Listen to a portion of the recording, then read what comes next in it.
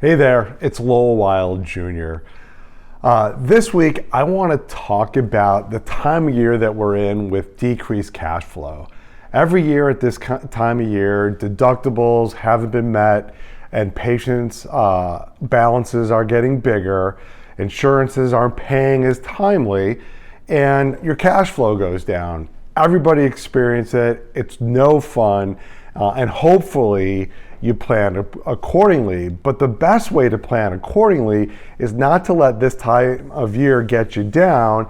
It's to plan throughout the entire year and have a budget in place, have your cash flow in place so that you're appropriately planning and not being hit. It is a hardship at this time of year. And there's some interesting things going on. Obviously, we're always getting outside pressure from insurance companies who are trying to decrease our reimbursement. Every year, Medicare is decreasing reimbursement or threatening decrease reimbursement. Right now, if you haven't heard, across the country, Medicare is doing recoupments on amniotic injections and placenta injections all across the country, and that's going to be a crisis that we're all going to have to deal with for any of us who have provided that great patient care. And now Medicare's coming back as at a full-fledged press, which is a bit scary, and we're going to need to really band together and come together as a profession, or at least a group of people who care enough to fight for what we deserve and what our patients deserve. Another thing that I found really interesting, this week I saw an article which showed how much money private insurance companies are making and how much money the CEOs of the companies are making. So let me read to you what this article showed that was recently published. The CEO of Centene, which is a healthcare company, made $25 million last year. The CEO of CVS Health made $23 million. The CEO of United Healthcare made $18 million. And the CEO of Cigna made $19.9 million.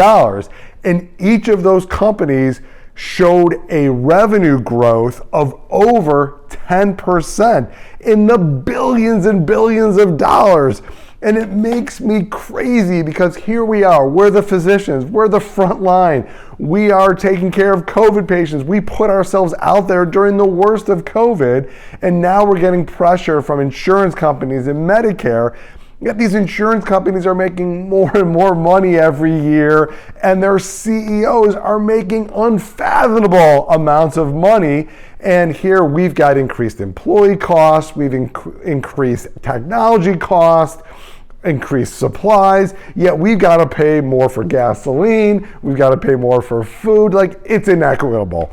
So instead of getting mad, and I know it's easy to get mad when it comes to this stuff, my suggestion is do a better job of running your business. Find ways to run your business better. Well, how do you do that? There's a lot of different solutions. One solution is become more involved with Fabi. We are having our 9th annual Fabi event, April 22nd, 23rd, and 24th. It's going to be a virtual event. You don't need to travel. You can do it from home. And we'll put out the formal invitations coming soon, but put it on your calendar. The people who've been a part of Fabi are seeing success that they never saw before. The community that they're a part of, they feel much better dealing with these things that I just talked about. Even this week, we're having our Fabi annual retreat this week in Cabo, and we're gonna have 25 physicians and their spouses getting together, collaborating.